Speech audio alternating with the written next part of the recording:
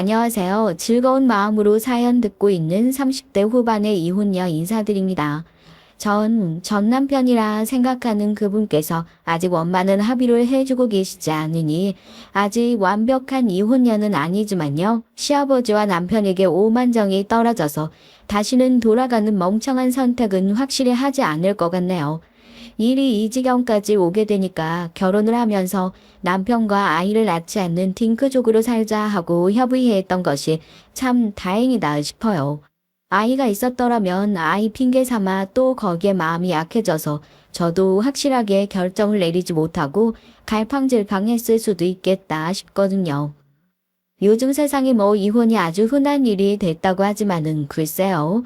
아직까지 제 주변에 이혼에 대한 인식이 그렇게 썩 좋지만은 않은 것 같아요. 주변에 계신 분들도 누구랑 누가 이혼했대. 하물며 연예인들이 이혼을 한 기사에도 요즘 사람들은 별것도 아닌 일로 참지도 못하고 툭하면 이혼 얘기부터 꺼낸다고 하고 혀를 끌끌 차는 거를 많이 봤거든요. 그런데 막상 살아보니까요. 아, 이래서 어른들이 결혼 한 번 할 때 신중하게 선택하라고 하는구나. 나랑 결혼할 상대방만 보는 것이 아니라 좀 넓은 시야를 가지고 멀리 보라고 하시는구나 알겠더라고요.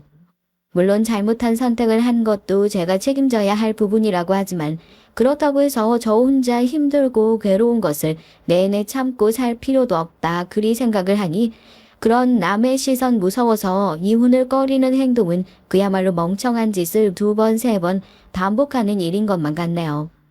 다들 행복하자고 사는 건데 굳이 날 그렇게 지옥 속에 몰아넣을 필요 없잖아요. 그래서 저도 속 시원하게 이혼을 결정하게 됐습니다. 사실 제가 결정적으로 이혼을 결정하게 된 계긴 다름 아닌 저희 시아버지 때문이에요. 남편도 아니고 시아버지 얼굴이야. 안 보고 살면 그만 아니냐. 자기 아버지 때문에 이혼당하는 남편은 대체 무슨 죄냐 이렇게 생각하시는 분들이 있을 수도 있겠지만 전 절대 그렇게 생각 안 해요. 자기 마누라가 옆에서 다른 사람도 아니고 자기 아버지 때문에 시름시름 알아 눕는 거 뻔히 보고 있으면서도 그러니까 알면서도 모른 척하는 그 태도 때문에 제가 더 상처를 받았던 걸 생각하면 남편도 그렇게 고의 시선으로 보이지 않네요.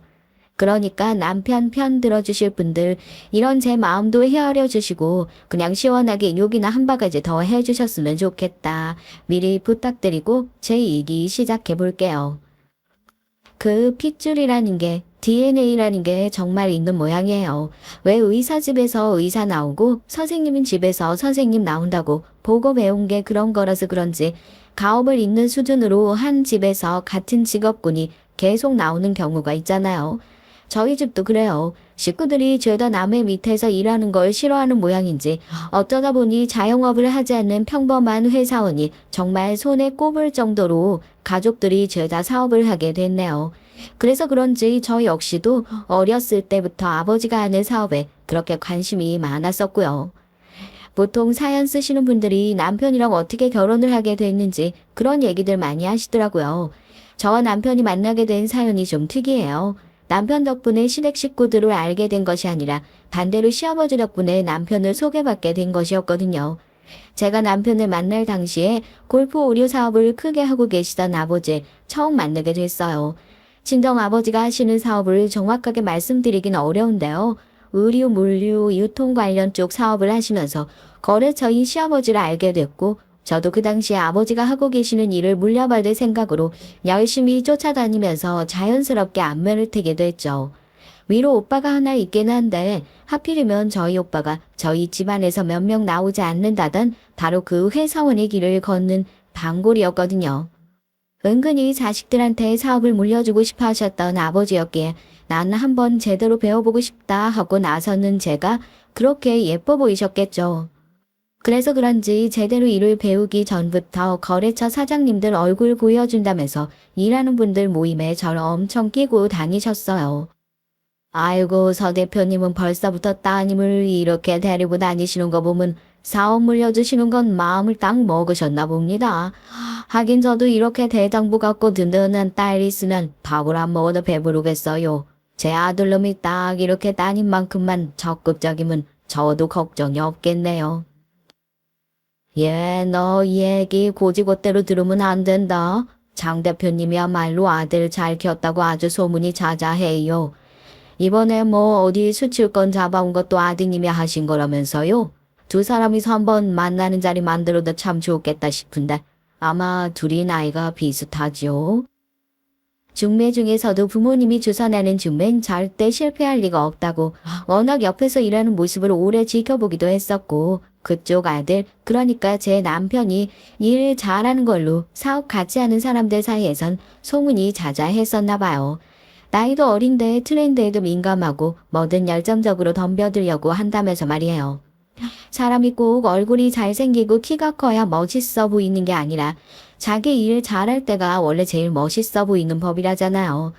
아버지께서 저렇게 대놓고 밀어주시는데 그럼 그냥 한번 만나볼까 하는 생각으로 나갔던 선자리였는데 둘 다 비슷한 환경에서 자라오고 지금 사는 형편도 비슷해서 그런지 말도 잘 통하고 사람 괜찮더라고요. 어떠냐고 마음에 드냐고 선자리 다녀와서 문 닫기도 전에 꼬치꼬치 캐물으시는 아버지한테 뭐 그걸 한번 만나보고 어떻게 알아 하고 괜히 투덜거렸지만 이미 선자리에서부터 다음에 또 뵐 수 있었으면 좋겠다면서 연락처도 교환하고 다음 약속까지 다 잡아놓은 상태였고요. 아버지 말대로 남편은 참 성실하고 자기 일도 잘하고요. 뭐 하나 모자라는 구석 없이 마음에 들었는데 결혼은 또 다른 얘기잖아요. 저도 겉으로 보기엔 성격 참 둥글둥글해 보이는데 그건 정말 겉으로 볼 때 얘기고요. 이렇게 얘기하면서 괜히 거짓말 할 필요 없어요. 속물이라고 욕을 하실 수도 있는데 겉으로는 하하호호 웃어도 속으로는 사람을 엄청 재보고 따져보고 하는 것 같아요. 제 친구들이 그런 절 보고 너는 겉이랑 속이 너무 달라서 한 번씩 무서울 때가 있다고 사람이 음침할 때가 있다고 그런 말도 들어봤고요. 이 사람이나 집안이랑 누구 하나 더 하고 덜 할 것도 없이 뭐 기울지도 모자라지도 않은 결혼이 될 것 같은데 결혼 전부터 이상하게 시아버지가 영 마음에 걸리더라고요. 엄마, 난 다른 건 다 괜찮거든? 근데 예비 시아버지 있잖아. 불륜으로 이혼하신 거라면서? 나 그게 영 찝찝해서. 왜 남자들 바람기도 유전이랐는데 괜히 결혼했다가 이 사람 나중에 바람이라도 피고 하면 속 뒤집어져서 어떡하지? 엄만 결혼할 때 그런 거 걱정 안 했어? 예, 니네 아버지가 굉장한 로맨티스트라서 그렇지. 네 아버지 주변에서 사업하는 사람들 치고 바람 안 피우고 딴 주머니 안 찬 사람이 몇이나 될 것 같니? 저 정도 사업체 운영하면서 바람 피우고 이혼하고 재산 분할해주고 이자료 물어줄 수 있는 것도 그거 다 능력이다. 아 오직하면 돈 없으면 그냥 참고 산다는 소리를 하겠어. 이혼도 이게 있어야 하지. 유전은 무슨 유전이야. 필 놈은 피고 안 필 놈은 죽어도 안 펴. 별 걱정을 다 한다 참. 만날 때마다 늘 사람 좋아 보였던 시아버지는 사업이 성공한 이후에 좋지 않은 불륜 스캔들로 이혼을 하셨다는 소문이 자자하더라고요. 제가 사연 시작할 때도 얘기했던 것처럼 요즘 세상에 이혼이 무슨 흠이냐 하는 생각이었지만 다른 것도 아니고 불륜으로 이혼을 했다는 얘기에 혹시라도 남편이 그런 성향을 물려받진 않았을까 조금은 걱정스러운 마음이 들기도 했어요. 사업하시면서 이 꼴 저 꼴 다 보셨던 부모님께선 정작 제 얘기를 별로 대수롭지 않게 생각하시는 것 같긴 했지만 말입니다. 참 그거 하나 마음에 걸리는 것만 빼면 세상 그렇게 좋은 분이 없었죠. 결혼하기 전부터 제가 예비시댁 얘기를 꺼내면 제 친구들은 너 진짜 땡 잡은 거라고 세상에 그런 시댁이 어딨냐고 입을 모아 칭찬을 할 정도였으니까요. 그건 뭐 저도 10분 공감하는 바였죠. 결혼하기도 전부터 시아버진 제게 어쩔 땐 조금 부담스러울 정도로 물심양면 애정 공세를 펼치셨으니까요. 어머 아버님 이게 뭐예요? 저 정말 이런 거 안 주셔도 괜찮아요.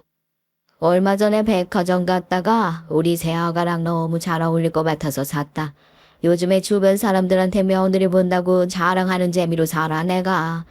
딸이 없어가지고 아들 말고 딸도 하나 있었으면 딱 좋겠다 생각했었는데 그 소원이 며느리 보면서 다 이루어지는구나. 그냥 아버지 한 명 더 생겼다 생각하고 부담 갖지 말고 받아. 나중에 나 길바닥에 나았게 생기면 그때 갚으면 되는 거 아니겠니? 아무리 그래도 이건 제가 그냥 선물로 받기엔 너무 비싼 건데 감사히 잘 쓸게요. 시아버지께선 주변 분들 사이에서도 호탕하고 시원시원한 성격으로 소문이 자자하신 분이었습니다. 왜 주변에 보면 그런 분들 한 분씩 있으시죠. 어디 식당에 가도 꼭 기분 좋으면 본인이 계산하겠다면서 카드 내밀고 이 사람이 내 사람이구나 싶으면 아낌없는 선물 공세로 애정을 표현하시는 분들이요. 아직 결혼도 안 한 제 입장에선 이런 고가의 가방이나 골프체어 같은 선물들을 턱턱 받아도 괜찮은 건가 싶었지만 그때마다 어차피 우리가 가족이 될 사이인데 이러다가 내가 어려워지면 네가 도와주면 되는 거 아니냐 하면서 부담 갖지 말라고 하시더군요. 누가 그 소리를 진짜 마음 깊이 새겨드는 사람이 있겠어요? 그냥 제 부담 덜어주시기 위해서 마음 편하게 해주시려고 하시는 소린가 보다 하고 생각하고 말죠. 웨딩 촬영하는 것도 결혼식을 올리는 것도 제가 결혼식에 대해서 기대했던 것들이 좀 많고 했던 터라 여유 있게 식을 올렸으면 하는 바람이 있었는데요. 제 바람과 달리 남편도 아니고 시아버지께서 뭘 그렇게 결혼식을 질질 끌 필요가 있냐.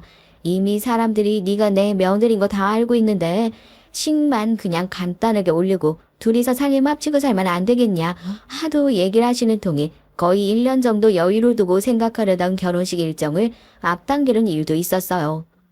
결혼식을 준비하면서도 그래요. 예물이며 예단이며 혼수며 아버님께서 개입을 안 하신 부분이 없을 정도였습니다. 물론 결혼식 준비해보신 분들은 아시겠지만 그냥 내 것만 준비해도 정신 사나운 게 결혼식이잖아요. 이렇게 시댁에서 나서서 하나부터 열까지 신경을 써주신다는 것이 한편으로 감사하기도 했지만 내 결혼식인데 이렇게까지 하는 생각, 시아버지가 나서면서 뭔가 주도적으로 하실 때마다 묘하게 저희 집에서 손해를 보는 느낌, 이런 것들을 지울 수가 없더라고요. 예를 들면 그런 것들이요. 나중에 예물이니 꾸민비니 하면서 돌려받을 것을 생각하고 저희 쪽에서 예단비로 거의 1억 가까이 되는 돈을 보냈거든요. 보통 그 돈의 절반 정도를 돌려받는 것으로 저도 알고 있었고요. 예단비를 보내고 나서 거의 한 달 가까이 시간이 지나고 나서도 아무런 연락이 없더라고요. 예단이라는 게 원래 그런 거지 뭐. 아유 괜히 결혼 전부터 이런 걸로 뭐 돌려주네 어쩌네 이런 얘기 해봤자 서로 감정만 상하고 좋을 것도 없어. 아유 못 돌려받으면 못 돌려받나 하고 마는 거지 뭐. 아무리 그래도 그건 아니지 엄마.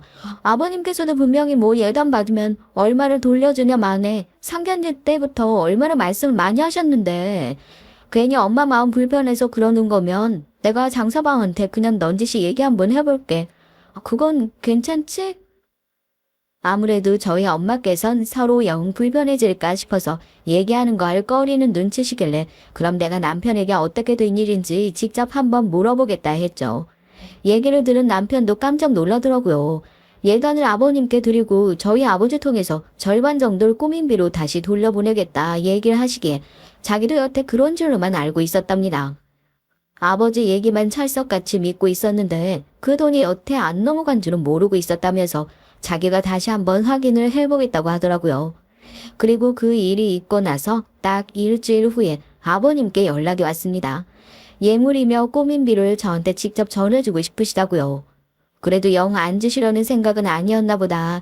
결혼식 때문에 예민해져 있어서 괜한 오해를 했나 보다 하고 얼른 나갔죠. 그런데 차라리 그냥 엄마 말대로 아무런 소리야 말고 입 다물고 있을 걸 그랬나 봅니다. 이건 뭐 안 받으니만 못한 대접을 받았으니까요. 차라리 주기 싫으시면 싫다 말을 하시지. 이런 식으로 안 받으니만 못하게 챙겨주실 수도 있나 싶은 일이 있었거든요. 그때까지만 하더라도 시아버지 사업이 휘청거리고 있다는 것을, 그래서 더욱이 결혼을 서둘렀다는 걸 시댁 식구들이며 남편까지 죄다 입을 꼭 다물고 있는 통에 알지 못했으니까 저로서는 그때의 일이 그저 황당하기만 한 기억으로 남아있을 뿐이에요. 원래 예단 받은 것을 돌려주면서 너 예물이며 가방이며 하나 해라 할거 하다가 그래도 우리 집 식구도 애랜데 그렇게 돈으로 툭 주는 것이 얼마나 성의 없어. 이거는 내가 너 생각해서 백화점 가서 직접 고른 가방이다. 시아버지가 준 선물 설마 마음에 안 든다고 바꾸거나 할 건 아니지? 영수증은 따로 안 챙겼으니까 그냥 가족 간의 성이다 하고 예쁘게 잘 들고 다니고, 예물은 뭘 해줄까 고민을 하다가 너 평소에도 액세서리 같은 건 잘 안 하고 다니잖아. 너네들이야 나이가 어려가지고 그런 걸 잘 모르겠지만 원래부터 예물은 나중에 집안 사정 어려워졌을 때 집안 살림에 보탬이 되라 하고 어른들이 챙겨주는 의미거든. 지금이야 헝겊받는 것 같아서 기분 나쁘고 이럴 수 있겠지만 금은 뭐가 어디 시간 간다고 값어치가 떨어지고 그런 것들 아니지 않냐. 그냥 이런 세트들 받았다 하는 것에 의미 두고. 너 기억나지? 내가 네 엄마랑 이혼할 때 나중에 며느리 물려줘야 하니까 할머니한테 받았던 폐물 다 두고 가라고 그렇게 난리를 쳤었잖냐. 그게 이렇게 빛을 발한다 그래. 시아버지가 내민 것은 커다란 명품 가방 쇼핑백과 오래된 폐물 한 세트였어요. 루비, 진주 뭐 그럴싸한 구색은 갖추긴 했지만 디자인들이 죄다 제가 하고 다니기엔 너무 오래된 것들 뿐이라서 이런 건 뭐 차라리 돈으로 해주시지 하는 생각이 절로 들더라고요. 저희 집에서 해준 것이 있으니 그래도 기본적인 구색은 맞춰주실 거라 생각했었는데 심지어 이 폐물이 이혼한 전 시어머니가 한때 가지고 있었다는 얘기를 엄청나게 우스운 농담처럼 얘기하는 걸 듣고 기분이 확 상할 수밖에 없었어요. 제 표정이 굳어지는 걸 보고 남편도 아버님에게 왜 굳이 할 필요도 없는 쓸데없는 얘기를 하냐면서 입을 막더군요.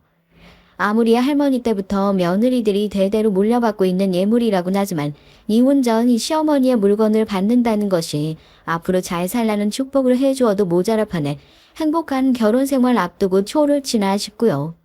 그래서 저 그냥 가방만 해도 충분하다 하고 예물은 그냥 생략하고 마음만 받아도 충분할 것 같다고 하면서 그 자리에서 그냥 시아버님께 쓱 밀어버렸습니다. 이렇게 대놓고 거절할 걸 생각하지 못하셨는지 아버님도 꽤나 당황한 눈치더라고요. 내가 뭐 괜한 얘기를 꺼내서 그러냐? 아이 그래도 집안 대대로 물려받고 있는 물건인데 이렇게 거절하면 내가 마음이 영 안 좋지. 일단 이거 받아두고 내가 너네 1주년 결혼기념에 우리 며느리한테 잘 어울리는 폐물로 한 세트 다시 맞춰줄 테니까 응? 너무 마음 상해하지 말아라. 결혼식 앞두고 신부 마음이 편해야지.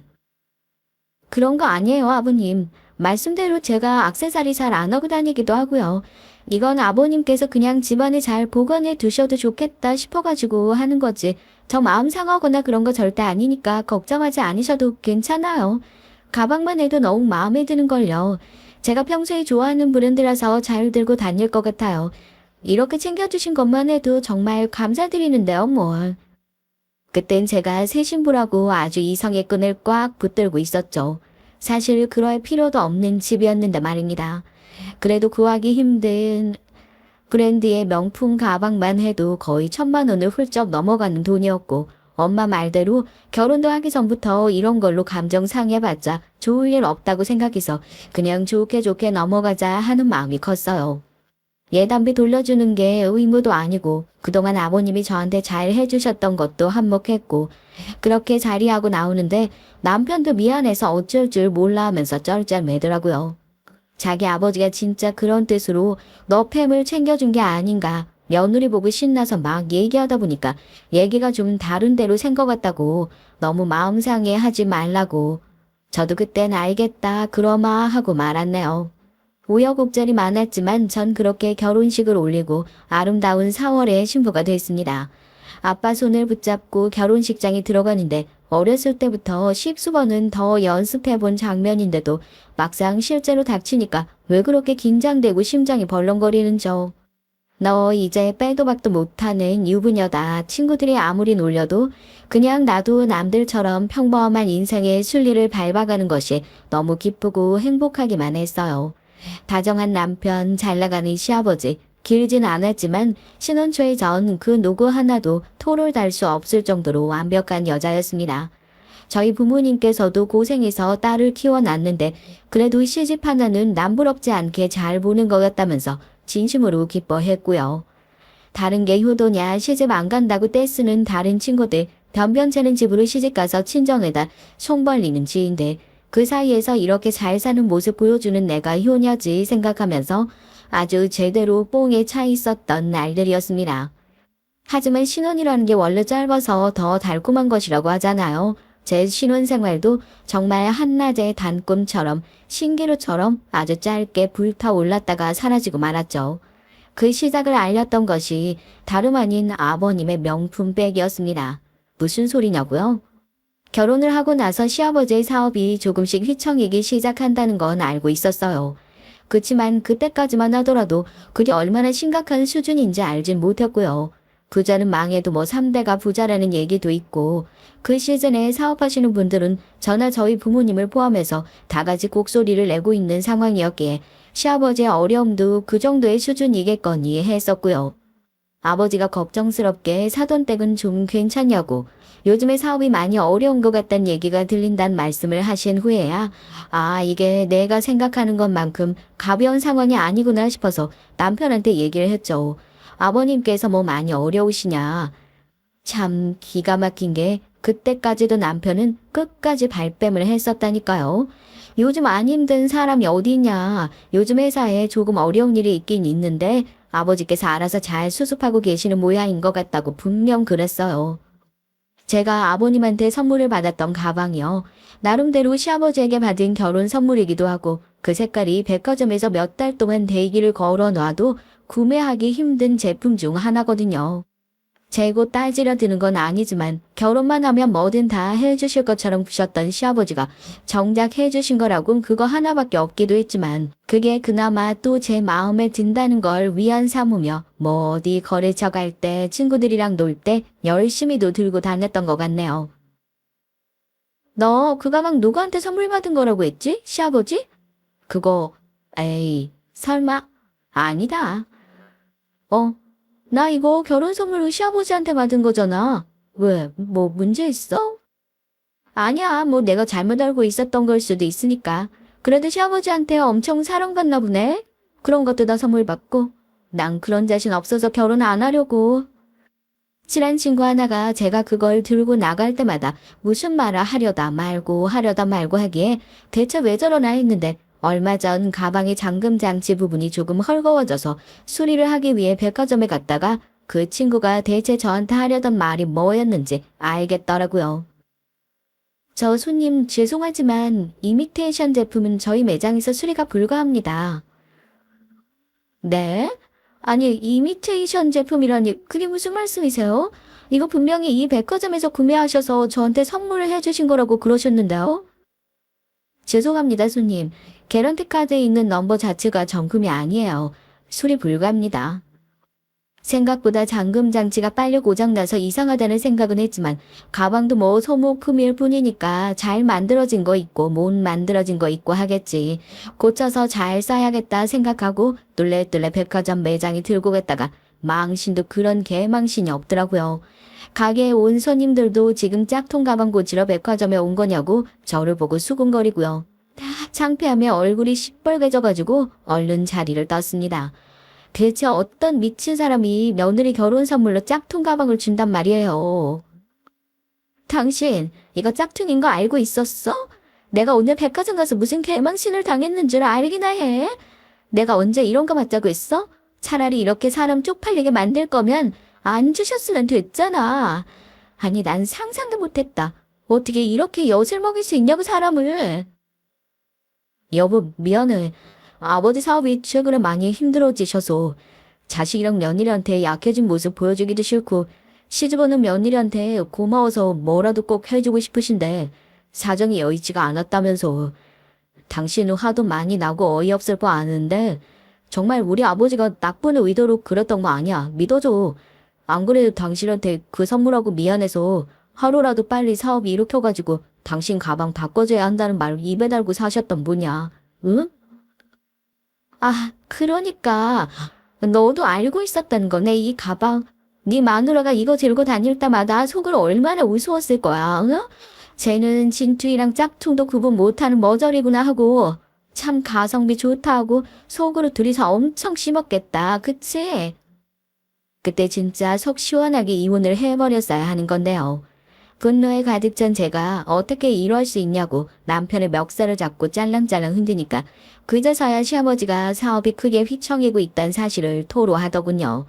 제가 언제 그 집 돈만 보고 결혼했던 것도 아니고 시아버지 사업으로 덕 보려는 생각을 했던 적도 없었고 없으면 없는 대로 살면 되는 걸 왜 형편에도 맞지 않게 가랑이가 찢어지는 짓을 했다가 저한테까지 불똥이 튀게 만드냐. 참 기가 막히더라고요. 시아버지께서도 제가 가방 정체를 알았다는 소식에 놀라서 한 걸음에 달려와서 뭐 복사기로 베낀 것 마냥 똑같이 달래시더라고요. 내가 너 좋은 거 해주고 싶어서 그랬다, 뭐 했다 하면서요. 저나 저희 부모님이나 한 번도 아버님한테 뭐 해달라 바랬던 적 한 번도 없어요. 안 해주니만 못하는 것들 해주시고 생색 내시는 거 저도 지긋지긋해요. 이제 그런 거 하지 마세요. 시아버지는 아무리 그래도 잘 해주려 했던 건데 어른한테 어떻게 그런 소리를 할 수 있냐. 아직도 정신 못 차리시고 호통을 치시대요. 남편이 그런 아버님을 겨우 뜯어말리고 집 밖으로 거의 내쫓다시피 해서 큰 싸움으로는 안 번질 수 있었죠. 그때부터 시아버지와 사이가 완전히 틀어지게 됐던 것 같습니다. 안 그래도 시댁일 때문에 골머리가 터지기 직전인 상황인데 꼭 안 좋은 일들은 손을 잡고 같이 온다고. 그때 저희 친정아버지가 병으로 갑자기 병원 신세를 지게 되신 거예요. 저는 제 사무실, 아빠는 아빠 사무실에서 일을 잘하고 있었는데 갑자기 회사 안으로 구급차가 한 대 들어오더라고요. 그때까지만 해도 일을 하던 직원한테 무슨 사고라도 났나 싶어서 놀라서 하던 일 다 팽겨치고 일수호로 후다닥 내려갔는데 들것에 실려가는 사람이요. 너무 익숙한 겁니다. 속으로 아니다, 이럴 리 없다. 몇 시간 전까지만 해도 건강하게 나랑 웃으면서 얘기 잘 하셨던 분이 갑자기 저러실 리 없다. 몇 번이나 눈을 비비고 봐도 저희 아빠가 맞더라고요. 업무 보고를 하러 들어가신 직원분이 책상 위에 그대로 엎어져 계시는 걸 발견하고 119를 부른 거라고요. 아빠, 아빠 이게 무슨 일이야? 눈 좀 떠봐, 아빠. 아빠. 그렇게 병원으로 옮겨진 아빤 뇌경색 진단을 받으셨습니다. 정말 말짱하셨던 분이 하루아침에 그렇게 될 수도 있더라고요. 다행히 직원분이 빠르게 발견을 해주신 덕분에 CT며 MRI며 혹시라도 다른 병이 있을까 싶어 별별 검사를 다 하고 수술받고 거의 2달간을 입원을 해 계셨어요. 집안에 아픈 사람 하나 생기면 분위기가 확 달라지는 거 아세요? 항상 화목하고 웃음소리가 끊이지 않았던 저희 친정도 아빠 입원하시고 나서부터 중내 사내 소리가 나오더라고요. 몇 주 사이에 엄마 얼굴도 어디 탄 사람처럼 까맣게 뜨고 오빠랑 새언니도 아빠 소식 듣고 달려와선 수시로 병원 들락날락 하면서 지냈고요.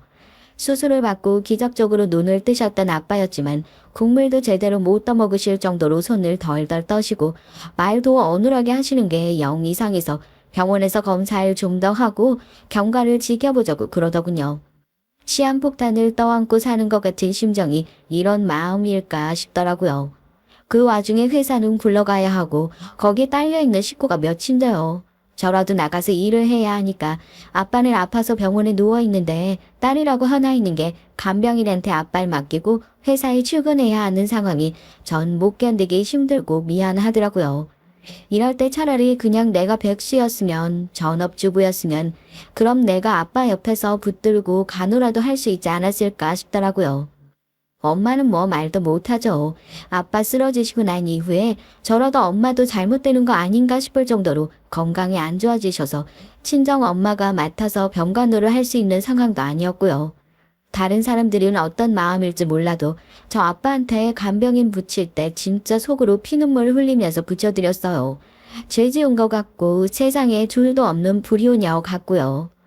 사연 들으시는 분들한테 한번 물어보고 싶어요. 가족이 대체 뭔가요? 식구라는 게 대체 뭐예요? 힘들 때도 서로 의지하면서 기운 차릴 수 있게 든든한 버팀목이 되어주는 게 그게 가족 아닌가요? 저희 아빠랑 안면이 아예 없으신 것도 아니고 한땐 아끼는 거래처라고 신경도 많이 써주셨던 사이인데요. 아니 그냥 다 떠나서 사돈 시간이잖아요. 아무리 지금 사업이 휘청이고 어렵고 마음에 여유가 없는 상황이라고 하더라도 입장 바꿔서 제가 만약 시아버지 잘못했다는 얘기를 들으면 전 그렇게 절대 행동 못할 것 같거든요. 사람이 돈이 많을 땐 몰랐는데 없이 지내고 나니까 본성이 그 미천이 이런 식으로 다 드러나는구나 싶더라고요. 시아버지도 저희 아빠 병문안으로 오긴 오셨죠. 꼴랑 8끼들이 음료수 하나 사들고 와가지고는 눈도 제대로 못 마주치는 아빠 얼굴을 들여다보시더니 혀를 끌끌 차고 나와서 대뜸 저한테 한다는 소리가 그래요. 간병비는 한 달에 얼마나 나가냐고요. 제가 너무 놀라서 네 하고 대물었다니까요. 내가 주변에 저렇게 된 사람 한두 번 보는 것도 아니고 저러다 상태 나빠지는 거 한순간이다. 괜히 애먼데 헛돈 쏟아붓지 말고 안 될 것 같으면 일찌감치 요양병원에 입원시키던지 해라. 이제 나이도 있으신 양반 살아봤자 얼마나 산다고. 아유, 그래도 한때는 정정했던 양반인데 지금은 아주 모자라기 짝이 없네. 이래서 돈 많아봤자 아무 소용 없다니까는. 아버님, 지금 뭐라고 하셨어요? 헛돈이요. 모자라요. 누가요? 저희 아버지가요? 저희 아버지 정정하셨을 땐 찍소리 한 번도 못 하셨던 분이 뭐예요? 저희 아버지가 저렇게 누워 계시니까 뭐 만만해 보이세요? 사람이 아무리 못돼도 그렇지 어떻게 아파서 저러고 계시는 분한테 그런 소리를 하실 수가 있으세요? 전 아버님 가족 아닌가요? 아버님은 사돈 때가 아니세요? 남도 그렇게 말 안 해요. 제가 여태 다른 건 다 참았어도 저희 아빠 욕하는 건 못 참아요. 아버님이 간병비를 보태주시기로 했어요. 뭘 했어요? 사돈 병문안 오면서 딸랑 병원 매점에서 파는 음료수 세트 성의 없게 달랑달랑 들고 오시는 주제에 뭘 잘났다고 저한테 그러시는 거예요. 아이고 얘봐라 얘봐. 내가 무슨 니네 아버지 욕을 했다고 그러냐. 난 그냥 우리 아들도 그렇고 너도 그렇고 열심히 돈 벌어가지고 병원비로 주머니에 구멍 난 것처럼 돈 빠져나갈까봐 그래서 걱정돼서 한마디 했더니 야 니네 아버지 저러고 누워있는 게 내 탓이냐? 어? 내가 니네 아버지 쓰러지시라고 고살 지냈어? 밖에서 니네 아버지 보고 뭐라고 그러는 줄 알아? 돈 욕심 많던 사람이 결국에 그거 제대로 쓰지도 못하고 다 지고 가게 생겼다고 그래. 그래도 내가 사돈이라고 너 걱정돼서 해주는 얘긴데 여기서 시부모한테는 동그랗게 뜨고 너 그러다 나 아주 안 데치겠다. 아버지 지금 뭐 하는 소리예요? 지금 무슨 소리야? 병원에서 제발 사람 더 창피하게 만들지 마시고 소란 떨지 마시고 나가세요. 네. 돈 욕심 많은 사람이요? 있지도 않은 소리 지어내지 마시라고요. 그거 다 아버지 얘기잖아요. 장인어른 평탄 좋은 거 모르는 사람 있어요? 제발 더 좀 쪽팔리게 만들지 마세요. 제발 좀, 네? 왜? 너도 저 양반 죽으면 저갓집에서 뭐 콩고물이라도 받아먹기로 했냐? 이게 키워둔 오래도 모르고 지 애미한테 말하는 싸가지가 아주 고얀 놈, 배웅망덕한 놈. 그때 남편이 나타나 헛소리를 하고 있는 시아버지의 입을 들어막았고 시아버지는 다른 사람도 아니고 자기 아들이 본인 편을 들어주기는커녕 진심으로 부끄러워하며 책망하기까지 하니까 울컥 화가 솟아올랐나 봐요.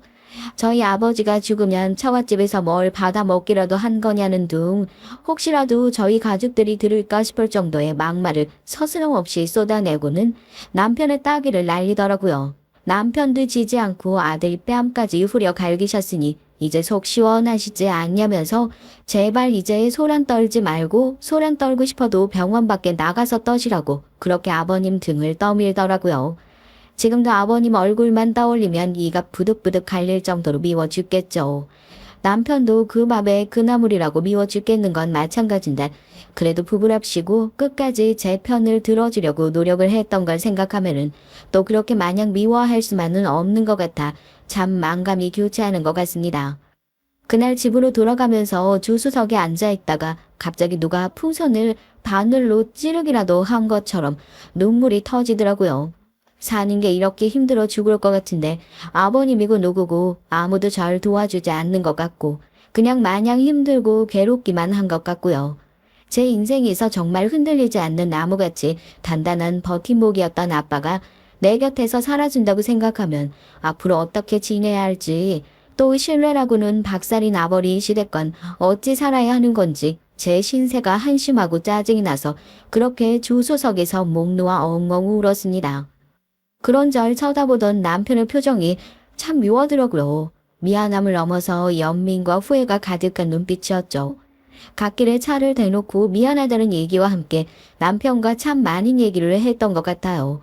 결혼 이후에 이렇게 정말 솔직하게 밑바닥까지 다 드러내고 대화를 해본 것이 그날이 처음인 것 같더라고요. 펑펑 울어서 그런지 남편과 얘기를 잘 마무리해서 그런지 집으로 돌아갈 때는 어쩐지 오래간만에 화장실을 다녀온 것처럼 속이 뻥 뚫릴 것 같은 기분까지 들었다고 해야 할까요? 저희 아빠 병원에서 경과를 좀 더 지켜보자면서 입원을 연장한 지 2달도 채 지나지 않아서 돌아가셨습니다. 제가 그랬잖아요. 저희 아빠도 그걸 지켜보고 있는 가족들도 언제 터질지 모르는 시한폭탄 같은 상태였다고요. 뇌경색으로 입원을 하고 나서 이것저것 검사를 하다 보니까 MRI에서 뇌 동맥류가 보인다고 언제 터질지 모르는 상태라면서 수술 날짜를 조율하고 있던 와중에 새벽에 갑자기 쓰러지셨다는 연락을 받고 온 가족이 다 병원으로 뛰어갔죠. 심정지가 와서 CPR까지 했었지만 별 도리가 없더라고요. 가족들 모두 일어나지 않는 아빠 손만 붙잡고 목 놓아서 엉엉 울었습니다. 참 웃겨요. 언제 터질지 모르는 시한폭탄이라고 하더라도 결국 터진다는 것은 알고 있었는데 이별의 준비가 어디 있냐 싶더라고요. 우리 아빤 다를 거야. 더 살 수 있을 거야. 말도 안 되는 믿음으로 버텨왔었던 식구들이었기에 아빠의 죽음은 더욱 충격적이기만 했었습니다. 그래도 오빠가 장남으로서 묵묵히 제 역할을 다 해줬기에 망정이지만 만약 엄마와 저 이렇게 둘만 있었더라면 아빠 마지막도 편안하게 제대로 못 보내드렸을 것 같아요. 그 정도로 제정신이 아니었거든요. 아빠가 돌아가시고 나서 아빠가 엄마랑 오빠 저에게 물려주신 유산 문제를 처리하는 것도 있고 그런 것들을 뒤로 하고 그냥 제가 정신적으로 너무 아프고 힘이 들어서요. 결국 1달 동안 휴직을 하고 집에만 틀어박혀 있었죠. 엄마도 혹시나 잘못될까 싶어서 당분간 오빠 집에서 지내기로 했고요. 이날 먹고 나선 이별의 슬픔 툭툭 털고 잘만 일어난다고 하던데 전 집에서도 회사에서도 아빠랑 항상 부대끼며 살던 딸이어서 그런지 그 빈자리가 더욱 크게 느껴지더라고요. 가만히 앉아만 있어도 눈물이 주룩주룩 나올 정도로 그렇게 마음이 안 좋았어요. 하루하루 사는 것도 버거워 죽을 것 같은 사람을 왜 그렇게 가만히 못 놔두는지요. 아빠 돌아가신 지 이제 겨우 2개월이에요. 2개월. 그 사이에 시아버지 사업은 이제 조금 다시 고개를 드나 싶은 상황이더라고요. 자기 사업 잘 돼서 기분 좋아하는 거 그거 가지고 누가 뭐라 그래요. 적어도 아직까지 정신적으로 회복도 못하고 있는 며느리한테 와서 그런 막말을 하면 안 되는 거잖아요. 내가 집에 한번 들리겠다고 하는데 그놈 자식 그게 하도 안 된다고 생지랄을 해서 시아버지가 며느리 얼굴 보러 오는 게 뭐 그렇게 대수라고 말이야. 안 그러냐? 아버님 보시는 것처럼 제가 지금은 몸도 좀 안 좋고요. 아직 이것저것 힘든 일이 많아서 회사도 쉬고 있는 상황이라서요. 연락도 없이 갑자기 오셔서는 중요한 얘기 아니면 나중에 제가 다시 연락드리면 안 될까요? 최대한 정중하게 그냥 좀 가라. 나중에 다시 얘기하자 얘기를 해도 개념이라곤 밥 말아먹을 시아버지께서 제 얘기를 주의 깊게 잘 들어주실 리가 있나요? 유난 떨지 말아라. 별 얘기 아니니까 너 그냥 앉아서 듣기만 해라 하면서 막무가내로 미루고 들어오시더라고요. 갑자기 절 무슨 일로 찾아왔나 싶어서 저도 한숨 푹푹 쉬면서 커피 내드리니까 커피 맛이 좋네 어쩌네 쓰잘데기 없는 얘기를 막 꺼내시더니 본론을 얘기하시더라고요. 너 유산으로 10억 받았다며? 네 3명 중에 제일 조금 받았는데도 10억이라고 아주 소문이 자자하더구만 뭘. 다른 게 아니고 너도 알다시피 이제야 사업이 조금 잘 되고 있지 않니? 그동안은 리서차들만 끌고 다녔는데 이제 나도 체면이라는 게 있지. 그래도 명색의 회사 대표인데 내가 자차로 벤츠 한번 끌어보는 게 평생의 소원이었다 소원. 너 어차피 너희 아버지 돌아가셔서 이제 효도할 때도 없잖아. 안 싸더니야 유산 워낙 많이 받으셨으니까 이제 아들 며느리한테 안 뺏기고 잘 쥐고만 계시면 노후 대비는 걱정 없으실 거고. 내가 그거 뭐 사업자금으로 보태달라 뭐 해달라 그런 얘기는 안 할 테니까 그걸로 벤츠 한 대만 사다오. 그동안 기분 나쁜 것도 있었지만 따지고 보면 나도 너한테 결혼할 때부터 지금까지 서운한 거 참 많았다. 그런 것들이 이제 싹 다 잊고 다시 시작하는 마음으로 응? 시아버지 체면도 살려주고 말이다. 너무 알아볼 필요도 없다. 내가 딜러한테 얘기해 놨는데. 지금 그게 무슨 개소리예요? 저희 아빠가 남겨주신 유산으로 아버님 벤츠를 사달라고요. 지금 아빠 돌아가셔서 정신도 못 차리고 집에 틀어박혀 있는 며느리한테 와서 그게 하실 말씀이라고 생각하세요. 아버님 진짜 제정신이세요. 이 정도면 그냥 사이코패스 아니에요? 아버님 똑똑히 들으세요. 제가 그 돈을 갖다가 길바닥에 다 갖다 버리는 한이 있더라도 아버님한테 단 한 푼도 못 주니까요. 아시겠어요? 어디 놀이할 게 없어가지고 종도둑처럼 우리 아빠 유산을. 시아버지의 얘기를 제 주기로 듣고 있는데도 와, 이게 진짜 사람이라면 뻔뻔하게 할 수 있는 얘긴지, 세상에 낯짝이 얼마나 두꺼워야 이럴 수 있는 건지 귀를 의심하게 되더라고요. 제가 대번에 그게 무슨 개소리냐고 고래고래 소리를 지르면서 화를 내기 시작하니까 시아버지도 제 그런 모습은 처음 보셔가지고 당황해서는 버럭버럭 소리만 지르시더라고요.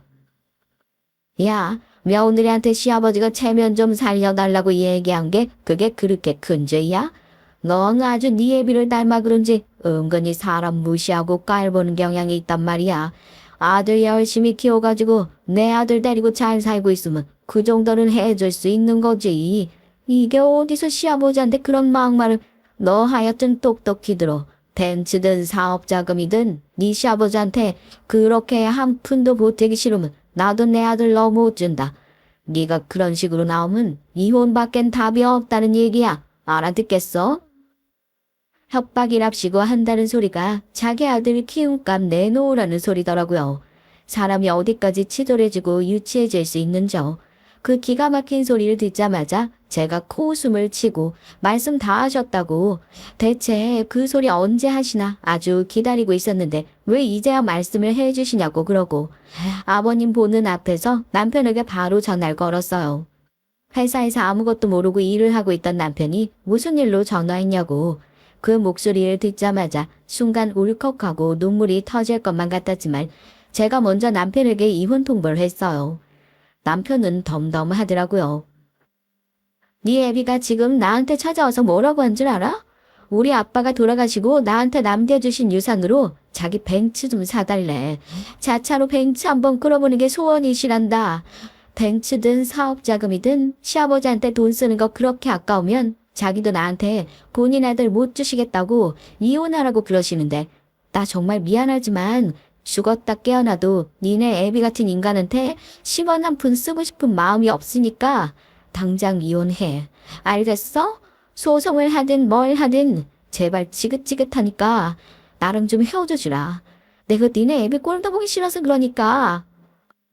제가 전화기에 대고 고래고래 소리를 지르니까 시아버지도 이게 지금 미쳤냐고, 어디 시아버지 앞에서 이혼 소리를 하냐고 제 전화기를 빼앗아 들려고 했고, 전 그런 시아버지에게 전화기를 집어 던지면서 진짜 어떻게 해버리기 전에 당장 제 집에서 나가라고 미친 사람처럼 소리를 질렀습니다. 아무리 평소에 순하고 착했던 사람이라도 눈 돌면 무서운 법이잖아요. 그때 제가 딱 그랬습니다. 달 쾅쾅 구르면서 미친 사람처럼 소리 지르니까 시아버지도 나중에 다시 얘기하자고 꽁지가 빠져라 내빼더라고요. 저도 진짜 진이 다 빠져서 그대로 소파에 기대어 숨을 고르다가 까무룩 잠에 들었습니다. 부스럭거리는 소리에 잠에서 깨니까 남편이 짐을 싸고 있더라고요. 대체 몇 시간을 잠든 건지 꼬박 하루가 지나 있었습니다. 남편은 인기척에 제가 일어난 것을 보고는 하던 일을 멈추고 제 앞으로 다가와서 무릎을 꿇고 진심으로 사과를 하더라고요. 자기가 다 잘못했다고. 지금 자기가 해줄 수 있는 것이 이혼밖에 없는 것 같아서 너무 미안하다면서요. 100번 1000번 따져봐도 남편이 미운 것보단 시아버지가 미운 게 더 컸으니까요. 저도 그런 남편한테 한 소리 하려고 입을 뗐다가 그냥 말자 하고 입을 콱 다물어 버렸습니다. 그때까지만 해도 그냥 남편과 제 이혼으로 시댁과 인연이 끝날 거라 생각하고 있었던 터였거든요. 그때였습니다. 야, 당장 문 안 열어? 장성태, 너 이놈 여기 있는 거 다 알고 왔어. 당장 문 열어. 네가 네 애비 뒤통수를 쳐도 유분수지 여자한테 눈이 멀어서 그딴 짓을 해? 누가 집 문을 부술 듯이 컹컹거리면서 두드리더라고요. 남편을 찾는 시아버지의 목소리였습니다.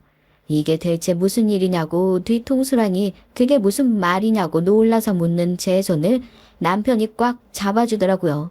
그리고 남편이 들려준 얘기에 전 깜짝 놀랄 수밖에 없었습니다. 사실 남편과의 이혼은 일찌감치부터 얘기한 결과였어요. 시아버지가 병원에서 난동을 피우고 저희가 집으로 돌아오던 날이요. 제가 차에서 펑펑 울었던 날 남편이 먼저 저한테 얘기를 꺼내더라고요. 자기랑 이혼해줬으면 좋겠다고요. 자기 아버지가 저 괴롭힌 대간 아버지랑 본인이 어떤 식으로든지 속죄하면서 지낼 테니까 그 불똥이 저한테까지 튀지 않았으면 좋겠다는 바람이랍니다.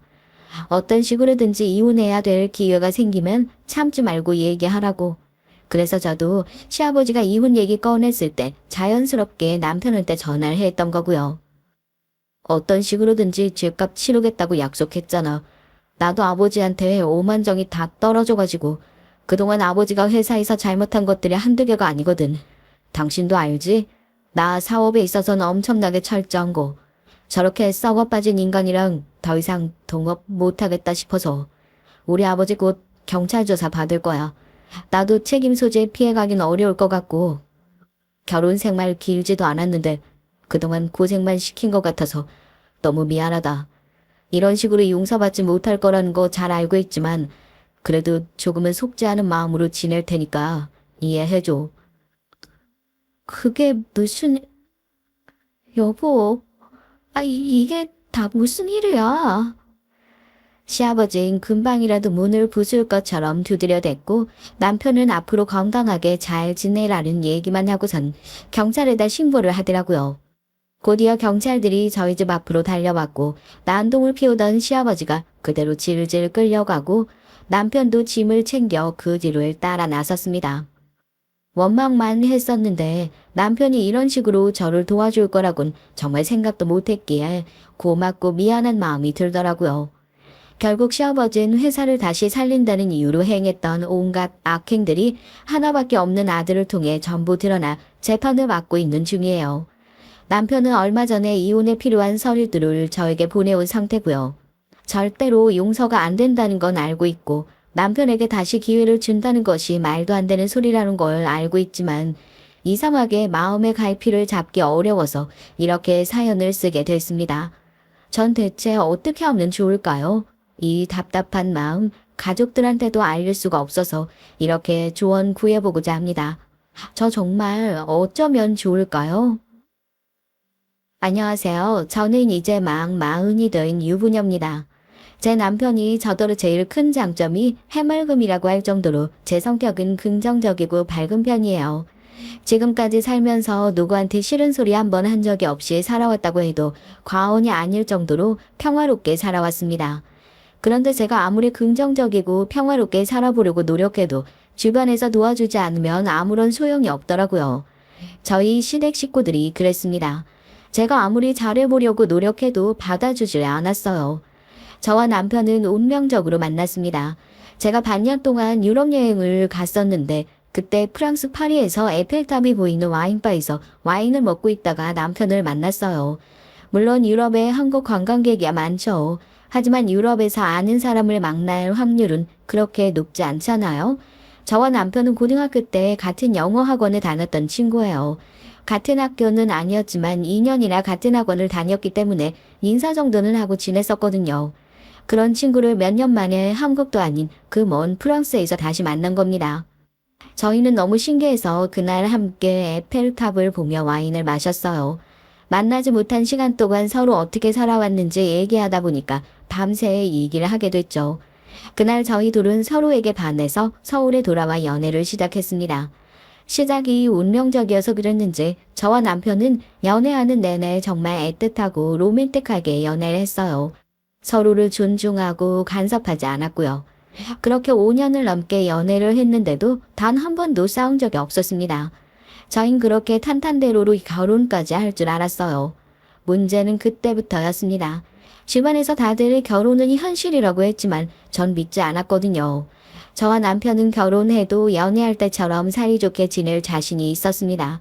하지만 제 착각이었어요. 결혼 생활이라는 게 저희 둘만 잘한다고 되는 게 아니더라고요. 시댁은 저희 친정과 너무나 달랐습니다. 전 자유롭게 자랐고요. 저희 부모님은 굉장히 자유로운 분들이셨거든요. 공부든 뭐든 잘하지 못해도 착하고 바르게 자라기만 하면 된다고 하셨죠. 덕분에 전 학창 시절 내내 정말 밝게 뛰어놀기만 하느라 공부는 안중에도 없었어요. 대학도 가질 않았죠. 하지만 시댁은 전혀 달랐습니다. 남편이 삼형제 중 장남이었는데 시부모님은 자식들끼리 경쟁을 부추기는 분들이었어요. 잘하는 자식을 더 밀어주고 못하는 자식은 구박을 해서라도 자신들의 기준에 맞추려고 했어요. 남편은 타고난 머리가 좋은 사람이라 학창 시절부터 공부를 잘했고요. 고등학교 때 같은 영어 학원에 다닐 때 남편 이름이 벽에 붙어 있는 걸 봤습니다. 땡땡 고등학교 1학년 몇 반 오준수 기말 영어 100점. 이렇게 항상 적혀 있어서 대단하다고 생각했거든요. 남편은 대학도 이름만 대면 누구나 아는 명문대를 나와서 회계사 시험에도 당당히 합격을 해서 현재 회계사예요. 남편은 언제나 시부모님의 자랑이었습니다. 덕분에 시동생들은 항상 비교에 시달렸나 보더라고요.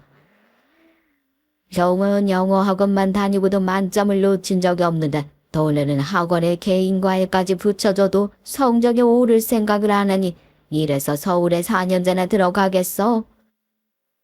엄마가 미국 이모네 갈 때마다 우리 빼고 매일 형만 데리고 갔잖아요. 형은 미리 준비 교육해서 당연히 잘하는 거지. 그러가? 우리도 미리 어릴 때 미국에서 조기 교육하고 왔으면 지금 이렇게 고생 안 해도 될 텐데. 아이씨고 미국 비행기표가 얼만데 우리 집 형편에 온 식구가 다가 머리 좋은 우리 장남이 간 게 낫지. 어쨌든 괜한 핑계 대지 말고 빨리 들어가서 공부나 해. 다음 시험도 이따위로 보면 둘 다 용돈 20% 삭감이니까 그런 줄 알고. 그런 게 어딨어. 형은 이번에 또 용돈 올려줘 놓고 자꾸 돈 가지고 치사하게 이럴 거예요. 억울하면 너희도 성적 올려. 그러면 알아서 올려줄 테니까. 시부모님은 자식이 셋이나 있어서였는지 모두에게 공평하지 못했습니다. 조금이나마 가능성이 더 있는 남편에게 기대를 많이 하신 것 같아요. 시부모님은 아들 셋을 훌륭하게 키우기 위해 부단히도 노력하셨습니다. 시부모님은 두 분 다 공무원이셨거든요. 두 분이 평생 공무원으로 사시면서 느낀 바는 타고난 재력이 없는 평범한 사람들은 남들 사는 만큼 살아선 절대 성공할 수 없다고 생각하셨죠. 형편이 넉넉하지 않으면 남들보다 더 일찍 일어나 성실하게 공부하고 일을 해야 남들 사는 만큼 평범하게 살 수 있다고 하셨대요. 그래서 성적이나 대학, 직장, 결혼 같은 것들에 집착을 하셨고요. 공부를 잘해야 좋은 대학에 가고 좋은 대학을 나와야 좋은 직장에 들어가서 능력 있는 여자를 만난단 말을 귀에 못 박히게 들었답니다. 남편은 워낙 모범생이라 항상 부모님이 시키는 대로 하며 살긴 했지만 그런 부모님이 굉장히 답답해서 힘들었대요. 그래서 하루라도 빨리 결혼을 해서 자신의 가정을 만들고 싶었답니다. 부모님이 만든 가정과는 전혀 다른 가정을 만들고 싶어서 저와 결혼을 한 거예요. 저처럼 자유로운 사람과 결혼해 살다 보면 자신이 생각하는 안정적이고 따뜻한 가정을 만들 수 있을 것 같아서요. 그런데 그 또한 쉽지 않았습니다. 사실 제가 고졸이라는 사실을 시부모님께서 아시자마자 결혼을 반대하셨어요. 전 예상하지 못한 일이었지만 남편은 예상하고 있었더군요. 제가 대학을 나오자나 시부모님께서 마음에 들지 않는다고 하셨을 때 남편은 별로 당황하지 않더라고요. 요즘은 개나 소나 다 가는 대학을 도대체 왜 안 갔어? 집안 형편이 그렇게 안 좋았나? 시아버진 제게 뭔가 대단한 이유가 있어서 대학을 안 갔을 거라고 예상을 하셨습니다. 그런 사연이 있는 건 절대 아니고요. 그냥 제가 더는 학교에 다니고 싶지 않아서 안 간 거예요. 진심이었습니다. 전 학교를 별로 좋아하지 않는 학생이었어요. 하지 말라는 것도 많고 지켜야 할 규칙도 많은 학교가 싫었어요. 더군다나 특별히 대학에 가서 배우고 싶은 것도 없다 보니까 저에겐 대학에 갈 이유가 없었거든요. 제가 어른이 돼서 알고 싶고 하고 싶은 일들은 대학에 없었어요. 부모님도 제가 원하는 대로 하라고 하셨고요. 부모님이 딸한테 영 관심이 없으셨나 보네. 형제도 없이 혼자라면서 하나뿐인 딸을 어떻게 대학을 안 보내? 시어머니는 저희 부모님을 만나기도 전에 마음대로 자식에게 관심이 없는 분들로 만드셨습니다. 자식에게 무관심해서 대학을 안 보낸 거라고 생각하시더라고요. 부모님 두 분 다 한국 교육 시스템을 무조건 옳다고 생각하시는 분들이 아니어서요. 남들 다 간다고 따라서 가는 건 아니라고 하셨거든요. 제가 한국에 살면서 지금까지 대학을 왜 안 갔냐는 말을 100번도 넘게 들었을 거예요. 언제부턴가 우리나라 사람들은 대학을 마치 의무 교육인 것처럼 생각하는 것 같더라고요. 그러다 보니 전 이제 기계처럼 누르면 바로 답이 나왔습니다. 제가 가기 싫어서 안 갔다고 말하면 대부분 더 묻지 않았는데 시부모님은 좀 다르더군요. 시부모님은 제가 대학을 나오지 않았다는 게 굉장히 마음에 안 드시는 것 같았어요. 결혼을 반대하실 정도로요. 실제로 시부모님은 처음에 결혼을 반대하셨어요. 나중엔 결국 허락하시기야 했지만 결혼 이후에도 같은 문제로 계속 얘기하실 정도로 중요하게 생각하시긴 하셨고요. 거기서 끝이 아닙니다. 시부모님뿐만이 아니라 다른 시댁 가족들도 비슷했어요. 남편이 장남이긴 했지만 시동생 둘이 저희보다 더 먼저 결혼을 했어요. 그래서 전 결혼하자마자 동서가 이미 둘이나 있었습니다. 말씀드렸죠? 시부모님은 자식도 비교하며 차별하는 분들이라고요. 그래서 그런지 동서들 텃세가 대단했습니다. 결혼식 날짜 잡고 처음으로 시댁에 놀러가 식구들과 다 같이 모여 식사를 했는데 잠깐 제가 화장실을 다녀오는 사이 동서 둘이 주방에 앉아 제 얘기를 하고 있더라고요. 어머님 아버님이 아주 장남이라면 끔뻑 죽고 자랑만 하시길래 얼마나 대단한 며느리로 보시려나 했더니만 고절에 백화점 판매원이 뭐야. 나 참 진짜 어이가 없어서. 그러니까요. 매일 우리한테 당신들 아들들보다 안 좋은 대학 나왔다고 매일 구박하시면서 어떻게 고졸 며느리를 다 볼 생각을 했대요. 시부모님이 아들과 며느리 가지고도 별의별 소리를 다 하셨는지 동서들 불만이 이만저만이 아니더라고요. 혹시 임신이라도 한 거 아닐까? 그게 아니고서야 우리 시부모님 같은 분들이 어떻게 저런 며느리로 보냐고. 그러게요. 임신 아니면 우리 아주버님이 저 여자한테 무슨 약점이라도 잡힌 거 아니에요? 제가 손이 동서로서 마음에 들지 않는 건지 왜들 저렇게 말이 많은가 싶더라고요. 동서들은 제 험담을 하면서 뭐가 그렇게 재밌는지 실실 웃었습니다. 전 그냥 모르는 척하고 넘어갈까도 했어요. 하지만 앞으로 가족이 될 사이인데 오해는 만드는 것보다 사실대로 얘기하는 게 나을 것 같아 주방으로 들어가 인기척을 냈습니다. 지나가다가 우연히 들었는데 아무래도 내 얘기하는 것 같아서요. 나 임신 안 했어요. 주석 씨랑 사랑해서 결혼하는 거예요. 어머 형님, 어떻게 인기척도 없이 나타나고 그러세요. 깜짝 놀랐네. 동서들은 갑작스러운 제 등장에 놀라 어쩔 줄 몰라 했죠. 거기다가 제가 자신들이 하는 얘기를 다 들은 걸 알면서도 사과 한마디 하질 않더라고요. 그때 알아야 했습니다. 이 집안 사람들이 보통이 아니라는 걸요. 사실 미리 알았다고 해서 제가 뭔가 단단히 준비하고 시집을 가지는 않았겠지만 그래도 그때라도 알았다면 결혼을 조금 더 신중하게 생각하지 않았을까 싶기도 해요. 사실 그 정도는 애교 정도였거든요. 결혼할 때까지도 전 마냥 행복해서 앞으로 제 앞에 펼쳐질 일들은 꿈에도 몰랐습니다. 결혼식을 치르고 첫 명절이 돌아오자마자 모든 일이 현실로 다가왔거든요. 한 집안의 맏며느리란 자리가 쉬운 일이 아니었습니다. 결혼 전 친정에선 명절이면 항상 조부모님 산소에 갔다가 부모님과 여행을 다니는 정도였어요. 그런데 시댁의 명절은 제가 전혀 모르는 새로운 세계였습니다. 1년에 여러 번 제사를 지내는 정도는 아니었지만 그래도 1년에 2번 설과 추석에 제사를 지내셨어요. 시아버지가 장남이셔서 시댁에서 제사를 지냈죠. 명절 새벽이면 시아버지의 형제분들이 시댁으로 오기 때문에 그 전날 모든 음식을 준비해야 했습니다. 전 모두 다 처음 하는 일이라 시어머니 옆에서 뭐든 따라해보려고 노력했죠. 생각보다 할 일이 너무 많더라고요.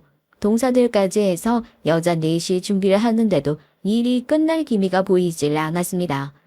머리에 땀이 맺힐 정도로 정신없이 일을 하고 있는데 동서들이 뜬금없는 소리를 하더라고요. 허리야. 어머님, 이제 우리 집에도 형님이 생겼으니까 앞으로 제사는 이 형님 내서 하는 거죠? 어머님, 형님한테 제사 언제 물려주실 거예요? 전 도무지 동서들이 무슨 소리를 하는 건가 싶었어요. 이제 막 시집와서 아무것도 모르는 저에게 제사로 물려준다니요. 전 너무 당황해서 말문이 콱 막혀버렸습니다. 가만 보면 동서 둘은 꼭 자매지간처럼 친했어요. 사실 동서끼리 그렇게 친하게 지내기 어렵잖아요. 알고 보니 두 동선 공감대가 많더라고요. 우선 둘 다 비슷한 시기에 결혼하기도 했고 출산까지 하면서 직장 생활하는 게 여간 힘든 게 아니었나 봅니다. 둘 다 지방 출신으로 대학 오면서 서울로 올라온 거라 애를 맡길 친정도 멀고 시부모님은 연세가 많다 보니 아이를 봐주실 수가 없었어요. 그러다 보니 동서 둘이 서로 육아도 도와주고 살림도 도와주면서 가깝게 지냈나 봐요. 동네도 같은 동네로 걸어서 5분 거리에 살더라고요. 그렇게 서로 자매처럼 지내다가 지금은 아예 둘이 직장을 그만두고 퇴직금으로 같이 가게를 차렸대요. 대학가 근처에서 분식집을 하더라고요. 전 사실 두 동서 사이가 부러웠습니다. 저도 친하게 지내고 싶죠. 그런데 이미 글러먹은 것 같았습니다.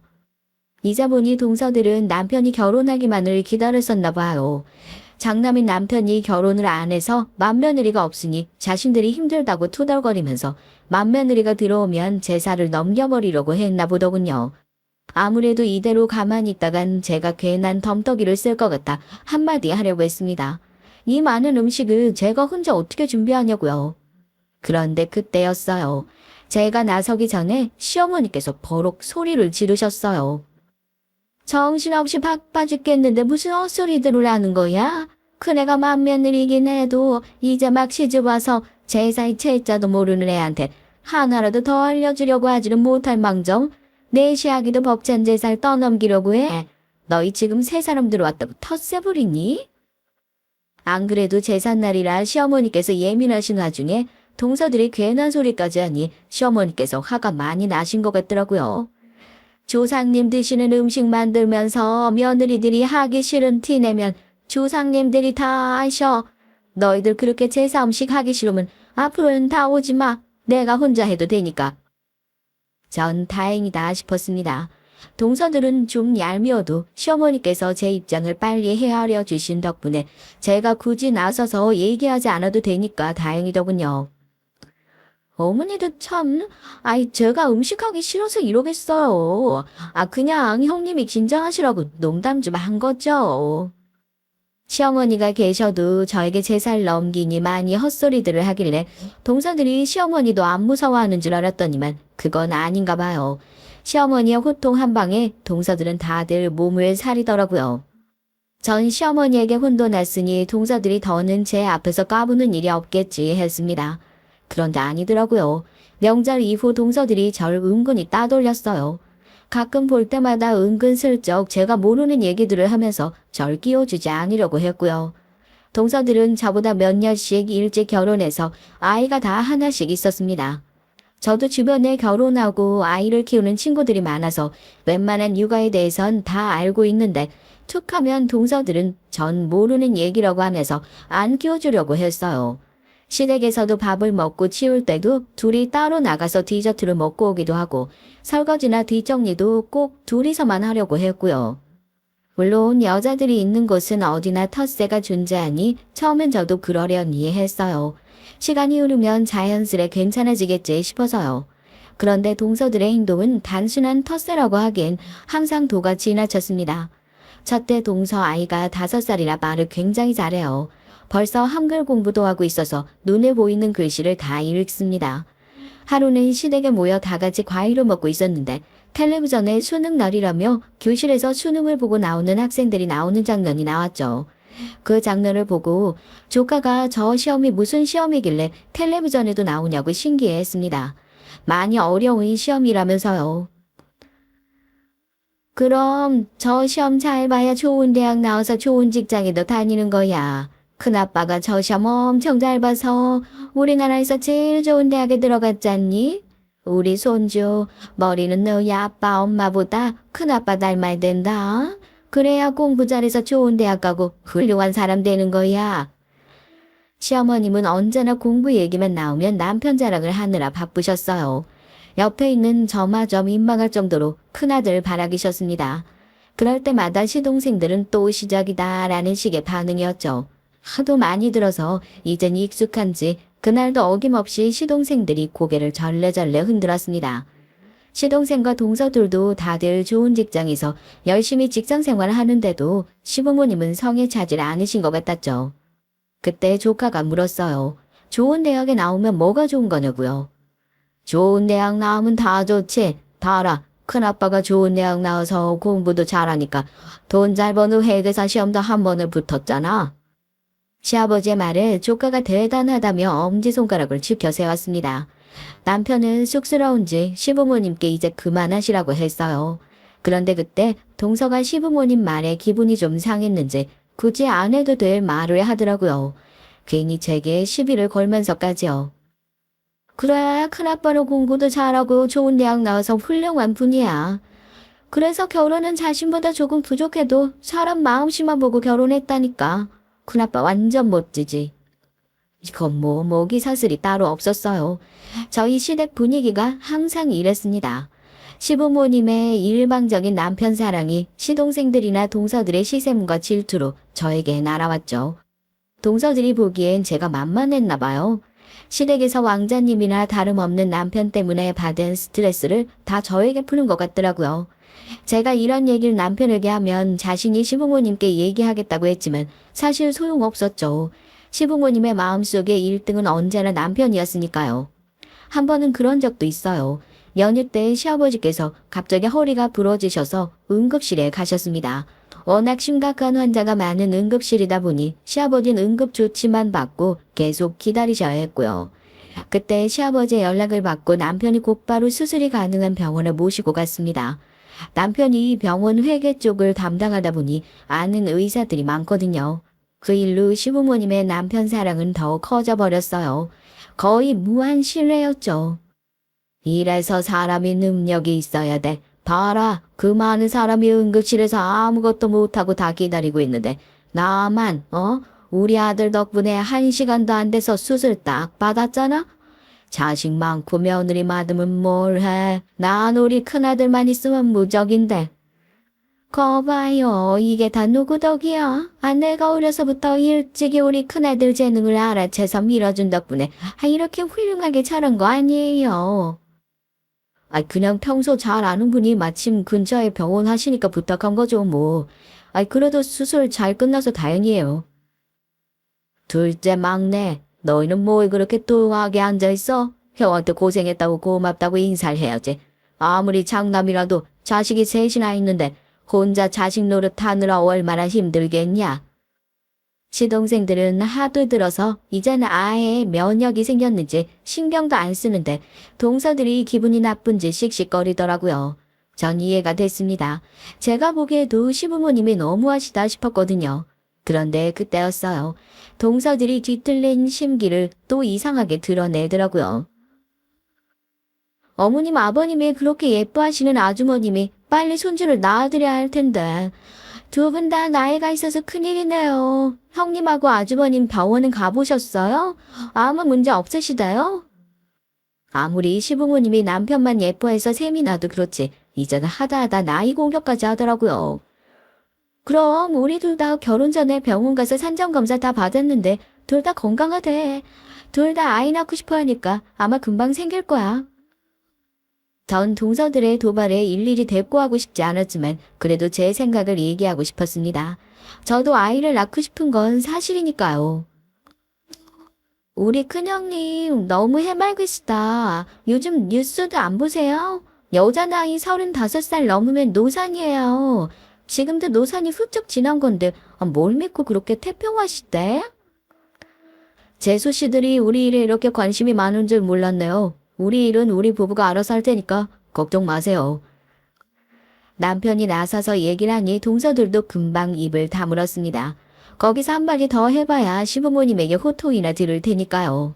그리고 얼마 뒤 제가 일하는 구두 매장에 동서들이 놀러왔어요. 전 둘이 쇼핑 나왔다가 들렸나 보다 싶어 반갑게 아는 척을 했습니다. 그런데 동서들은 뭔가 떨떠름한 표정으로 매장에 들어오더군요. 제가 원래 이런 거 증접과 신발은 잘 안 신는데 형님이 여기서 일하신다고 하니까 도저히 그냥 지나쳐서 다른 매장에 갈 수가 있어야죠. 전 동서가 하는 말이 어이가 없어서 다른 매장에 가도 된다고 했습니다. 제가 동서들한테 구두 한 켤레 더 판다고 부자 되는 것도 아니니까요. 그런데 더 기가 막혔던 건 동서들의 태도였어요. 진열장에 전시된 구두들을 이것저것 마구 만지더니 하나씩 거의 다 신어봤죠. 그러더니만 저더러 10켤레 정도나 되는 구두의 사이즈를 가져다 달라고 하더군요. 전 동서들의 행동에 기분이 상했지만 애써 손님이라고 생각하고 대했어요. 저도 10년 넘게 서비스직을 하면서 별의별 손님을 다 상대했으니까요. 동서들이 말한 구두를 다 찾아다 줬는데 버젓이 발을 내밀더라고요. 저더러 신겨달라 이거였습니다. 제가 허리가 안 좋아서 잘 못 구부려요. 형님이 전문가니까 좀 알아서 신겨주세요. 동서들은 둘 다 소파에 앉아서 수다를 떨며 발만 내밀었습니다. 저더러 다 신겨달라 이거였죠. 다른 매장은 커피도 주고 쿠키도 주고 하던데 형님네는 중저가라 그런 서비스 없나 봐요. 동서들은 작정하고 온 거였습니다. 절 가지고 놀려고요. 저도 점점 화가 나서 더는 받아줄 생각이 없었죠. 우리 매장은 VIP 고객들한테만 서비스해. 왜? 구두 살 돈은 있고 커피 마실 돈은 없어? 내가 커피 사다 줘? 어머 형님 말 되게 이상하게 하신다. 저희가 설마 그렇게 돈이 없어서 그러겠어요? 아우 이래서 형님네 브랜드가 아직 중저가 못 벗어나는 거예요. 서비스가 좋아야 고객들이 알아서 찾아오는 거지. 동서들 다른 매장 가서도 이러는 거 아니지? 내가 걱정돼서 하는 말인데 다른 데 가선 이러지 마. 나야 가족이니까 참아주는 거지. 다른 데 가서 이러면 동서들 안전요원한테 쫓겨나. 저도 참다 한마디 했어요. 이건 구두를 사러 온 게 아니라 분명 절 괴롭히러 온 게 분명하니까요. 제 말에 첫째 동서가 소파에서 벌떡 일어나더니 제 팔을 잡더군요. 형님도?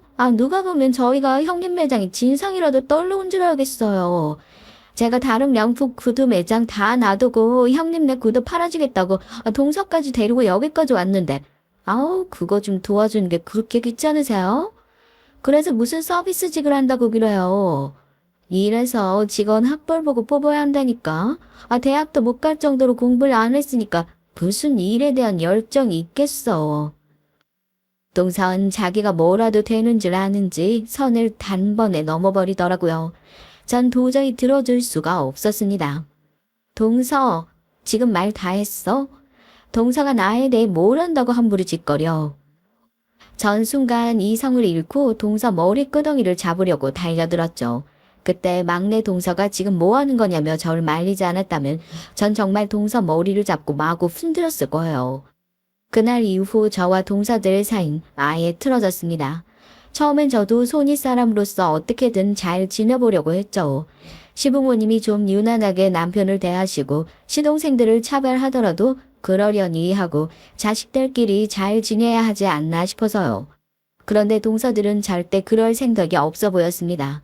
어느 날이었어요. 시아버지가 허리 수술을 하신 이후에 갑자기 경과가 안 좋아지셔서 병원에 꽤 오래 계셨거든요. 거의 한 달을 계셨습니다. 시어머니가 시아버지 간호하느라 계속 병원에 계시다 보니 이것저것 챙겨야 할 일이 많았죠. 필요한 것들이 있으면 병원에 가져다 드려야 했고 병원에서 쓰시던 물건들을 받아와 정리하는 일도 있었고요. 거기다가 집도 오래 비우다 보니 집안 청소나 냉장고 정리를 해달라고 하셨습니다. 그게 힘든 일도 아니니까 굳이 동서들이나 시동생들에게 얘기하지 않고 제가 알아서 했죠. 그리고 갑자기 길어진 병원 생활에 시어머니도 많이 힘들어하셔서 남편이 쉴 때면 교대해서 병원에 들어가 있기도 했고요. 전 길어봐야 한 달이니 우리가 알아서 하면 되겠지 싶었는데 남편이 은근히 저한테 미안했나 봐요. 앞으로는 시동생들에게 얘기할 테니 저더러 병원에 오지 않아도 된다고 했습니다. 각자 다 일도 바쁜데 형제들끼리 알아서 하겠다고요. 전 괜찮다고 했지만 남편은 자신이 아무리 장남이라고 해도 무조건 저희가 알아서 해야 할 일은 아닌 것 같다고 했어요. 자식이 셋이나 있는데 번갈아 가면서 할 수도 있는 거라고요. 듣고 보니 저도 남편 말이 맞는 것 같았습니다. 일이 어렵고 귀찮아서가 아니라 시부모님 연세도 이제 있으시니 이런 일이 계속 있겠죠. 이제 시작이었습니다.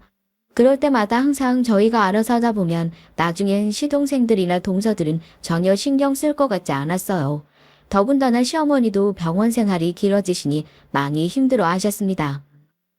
이러다가 내가 먼저 병이 나서 죽겠다. 아이고, 덩치도 산만한 남자가 허리를 못 쓰니 옆에서 연신 안고 부축해서 내 어깨가 그냥 아작이 날 지경이야. 아들 셋이나 있으면 뭐라니? 이 늙은이가 다 해야 되니. 어머니, 그래서 제가 그간 간병인 쓰자고 했잖아요. 지금이라도 제가 간병인 알아볼게요. 아이고, 네 아버지가 간병인 죽어도 싫으시다잖아. 제가 주말엔 교대하러 갈게요. 그때까지 밥 잘 챙겨 드세요. 아니다. 내가 힘들어서 괜히 우리 장남한테 또 괜한 소리를 했네. 다들 먹고 사느라 바쁜데 신경 쓰지 마라. 내가 알아서 할게. 남편은 이래저래 신경 쓸 일이 많았습니다. 시어머니도 힘든 일이 있을 때마다 남편을 많이 의지했으니까요. 그런데 남편이 주말에 회사에 급한 일이 생겨서 한 주만 시동생에게 부탁을 했어요. 시어머니께서 병원 생활을 너무 힘들어 하시니 이번 주말만이라도 좀 들어가 줄 수 없겠냐고요. 그런데 시동생은 자기가 거길 왜 들어가냐는 투였습니다. 내가 거길 왜 들어가?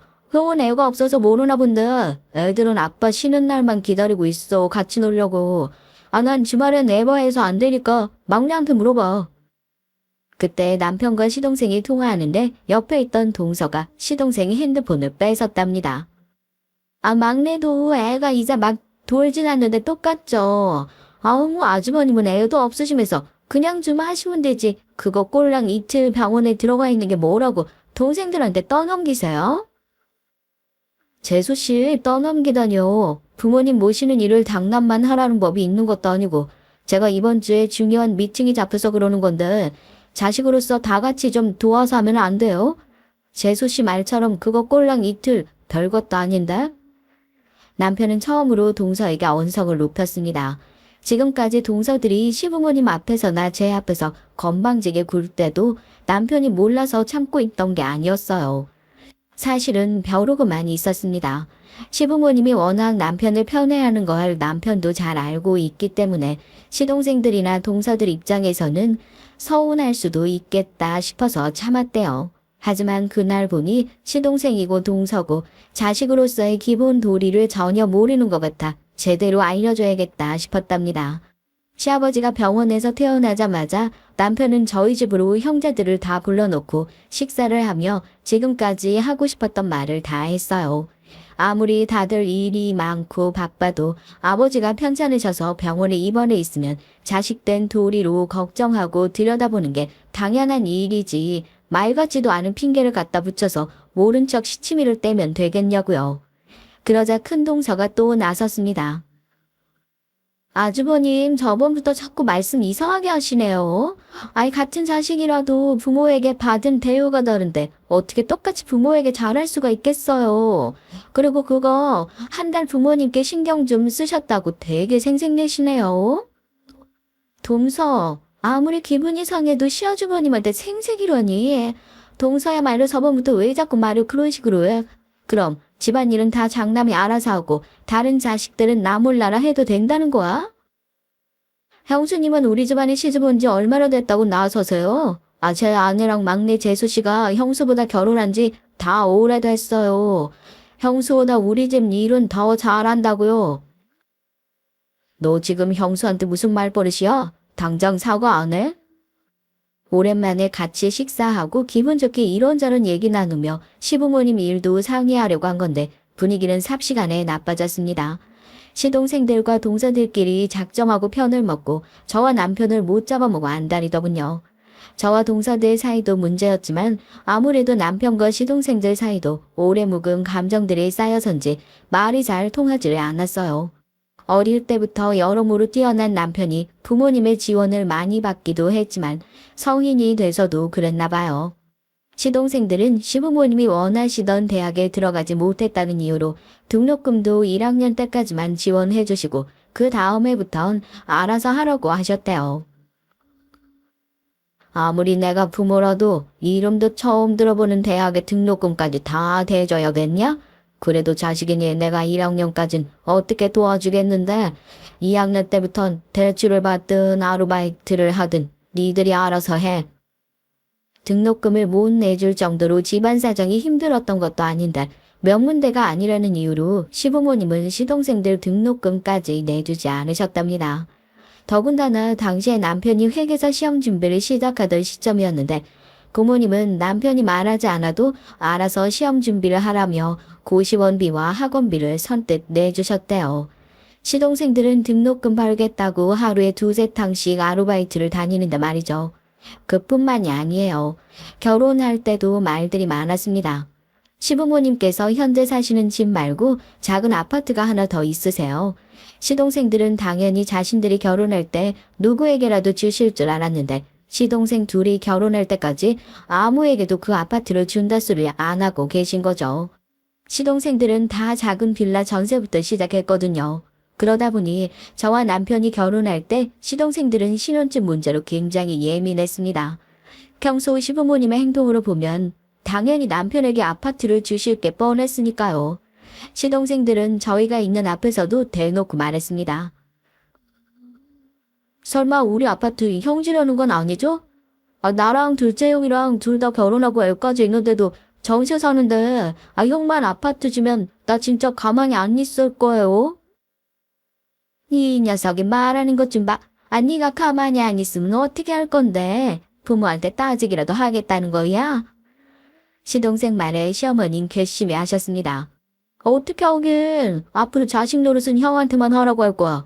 나랑 둘째 형은 어머니 아버지 일에 일절 상관 안 할 거라고. 시아버지께서 시동생에게 쓸데없는 소리를 한다면서 호통을 치시는 바람에 막내의 시기 어린 투정으로 대충 넘겼지만 저와 남편은 대충 넘길 수가 없었습니다. 왜냐하면 시부모님께서 정말 그 아파트를 저희에게 주실 생각이셨거든요.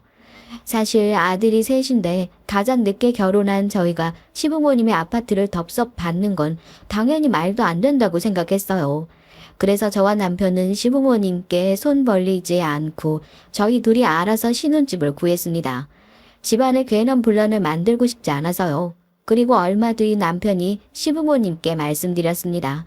그 아파트는 이 시부모님이 젊어서부터 열심히 일해서 번 돈으로 사신 집이니 자식들 걱정은 마시고 나중에 노후 자금으로 쓰시라고 했죠. 아니면 저희는 정말 괜찮으니 시동생들에게 나눠주셔도 된다고 했고요. 시부모님은 끝까지 장남인 저희에게 주시려고 했지만 저희는 끝까지 받지 않았습니다. 그래서 결국엔 나중에 그 아파트가 팔리면 똑같이 셋이 나눠준다고 하신 것 같더라고요.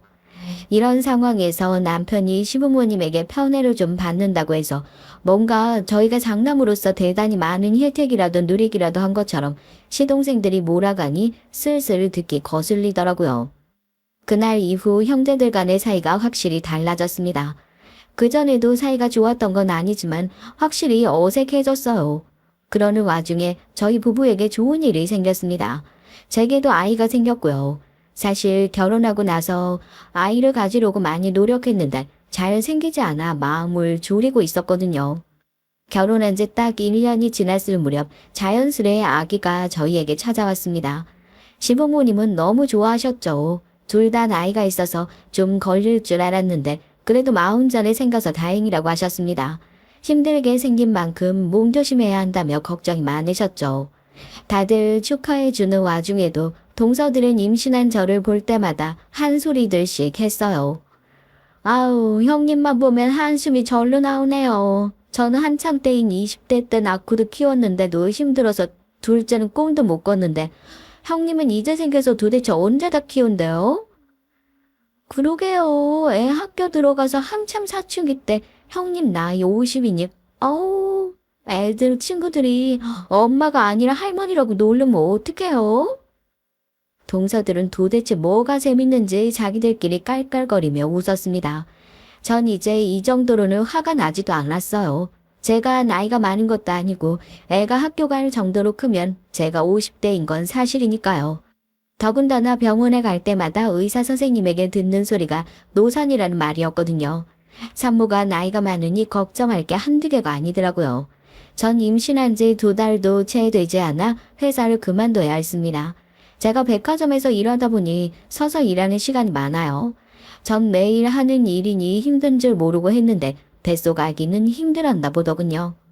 살짝 하혈해서 병원에 갔더니 유산기가 있다고 당분간 안정을 취해야 한다고 했습니다. 20년 가까이 해온 일을 그만두려고 하니 많이 서운하고 속상했어요. 하지만 제 뱃속에 생긴 아이를 위해서라면 포기해야 했습니다. 전 일을 그만두고 정말 집에만 있었어요. 지금은 뱃속 아기를 지키는 일이 가장 중요하니까요. 언제 아이가 커서 배 밖으로 나올까 싶었는데 그래도 시간은 흐르긴 흐르더군요. 전 아이를 낳고 전보다 훨씬 안정적으로 변했습니다. 남들은 아기를 낳으면 잠도 못 자고 먹지도 못해서 너무 힘들다는데 전 오히려 아이가 뭘 해도 다 예쁘고 온 세상이 다 아름답게만 보이더라고요. 아이와 함께 보내는 시간이 모두 다 좋았습니다. 그래서 20년이나 다니던 직장을 그만두었다는 사실도 크게 아깝지 않았어요.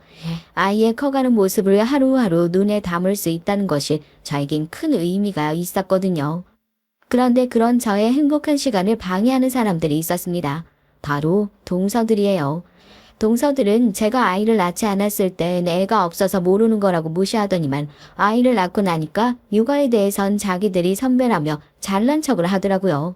하루는 시어머니께서 동서들에게 반찬을 좀 가져다 주라고 하셔서 제가 반찬 배달을 갔습니다.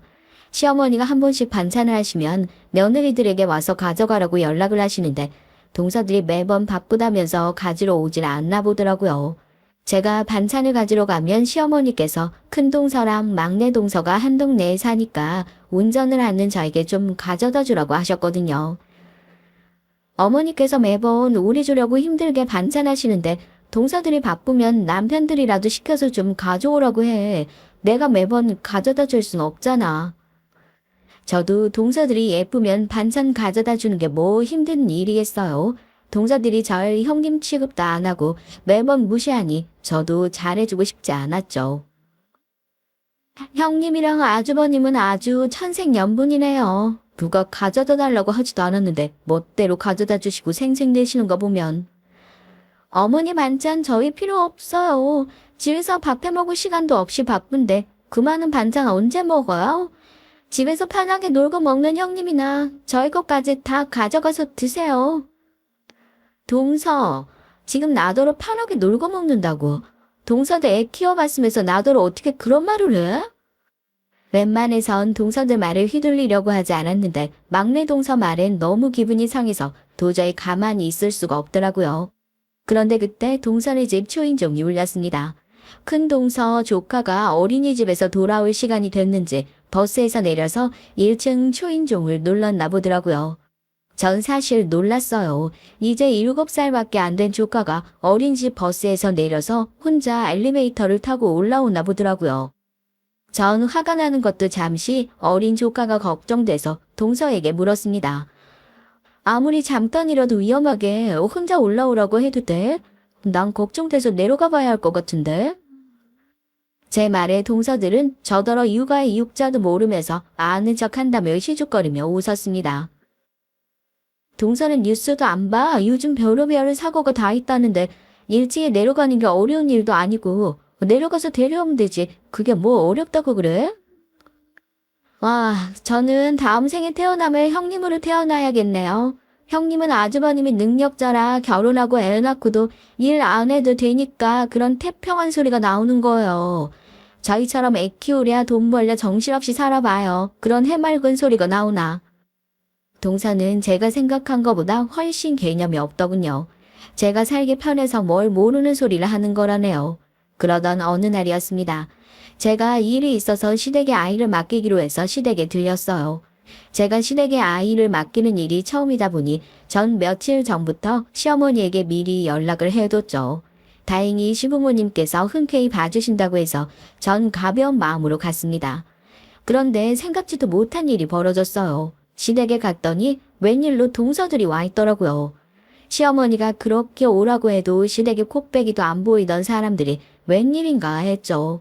더군다나 동서 둘 다 가게에 나갔을 시간인데 무슨 일인가 했습니다. 그런데 어쩐지 분위기가 이상했어요. 시어머니도 평소와 달리 표정이 어두웠고요. 형님, 오늘 어머님한테 애 맡기기로 하셨어요? 막내 동서가 뜬금없이 제게 시댁에 애를 맡기기로 했냐고 쌀쌀맞게 쏘아붙이더라고요. 전 동서 말투에 이미 기분이 상해서 그렇다고 왜 그러냐고 했습니다. 집에서 노는 형님이 무슨 중요한 일이 있다고 애를 맡겨요. 오늘 가게에 단체 손님 있어서 우리 애하고 동서에 맡기려고 했는데 어머님이 형님 애 봐주기로 하셨다잖아요. 이제 보니 동사들이 시어머니에게 애를 맡기러 왔는데 시어머님이 우리 애를 봐주신다고 하니까 아주 심사가 뒤틀린 거였습니다. 저도 웬만하면 좋게 말해주고 싶지만 동서 둘이 항상 편먹고 싸가지 없이 구는데 저도 이제 질려버렸어요. 좋게 받아주고 싶지가 않았습니다. 단체 손님이 있었으면 미리 애 봐줄 사람을 구했어야지. 나도 오늘은 면접 보러 가야 해서 며칠 전부터 어머님께 부탁드려 놓은 거라 안 돼. 동서들이 다른 데 알아봐. 전 뒤도 안 돌아보고 나올 생각이었습니다. 시어머니도 상황이 상황인지라 곤란하신 듯 보였지만 제 코가 속자라 어쩔 수 없었죠. 그때였습니다. 원체 싹바가지가 없기로는 대단한 동서가 가만히 있을 리가 없었죠. 시댁을 나서려는 제 앞을 가로막더라고요. 와, 형님, 정신 차리세요. 형님 주제에 저 어린애를 놔두고 지금 어딜 간다고요? 면접이요. 어느 회사에서 미쳤다고 고조를 뽑아요. 동서는 이제 시어머니가 옆에 계셔도 아랑곳하지 않고 선을 넘더군요. 형님이 다 늙어서 집에서 혼자 애 키우시더니 아무래도 육아 우울증이라도 오셨나 봐요. 그게 아니면 아주버님 일이 잘 안 풀리시나? 갑자기 무슨 면접을 보겠다고. 왜요? 대가점에서 주부사원이라도 뽑는데요? 동서들은 신이 나서 깔깔거렸습니다. 전 어이가 없더군요. 동서들은 도대체 지금까지 어떻게 살아왔으면 저 정도로 정신이 나간 건가 싶었죠. 듣다 시어머니가 아무래도 안 되겠다 싶으셨는지 동서들에게 한마디 하시려고 하더군요. 전 시어머니에게 괜찮다고 눈짓을 했습니다. 저도 이제 더는 봐주지 않으려고요. 동서들 길을 아주 팍 꺾어줘야겠다 싶었습니다. 동서들이 지망대 출신이라 아는지 모르겠네. 혹시 땡땡 회사 알지? 나 오늘 거기 면접 보러 가. 인사팀 부장 자리로. 형님, 요즘 개그 배우세요? 저 지금 너무 웃겨서 빵 터졌잖아요. 땡땡 회사로 미쳤어요? 형님 같은 고졸로 부장 자리에 뽑아주게? 이거 어쩌지? 나 동서들 웃기려고 이러는 거 아닌데. 땡땡 회사 대표가 바로 우리 아빠야. 나 우리 아빠 회사로 들어가기로 했어. 제 말에 순식간에 집안이 조용해졌습니다. 동서들은 둘이 서로 눈을 맞추더니 어색하게 웃었어요. 정말 그 모습을 봤어야 해요. 동서 둘 다 눈동자가 얼마나 세차게 흔들리는지 저도 모르게 웃음이 터졌다니까요. 형님, 진짜 사실이에요? 이 형님 친정 아버지가 진짜 땡땡 회사 대표냐고요. 어이구, 너희는 속고만 살았니? 우리 큰며느리네 친정이 땡땡 회사 맞아.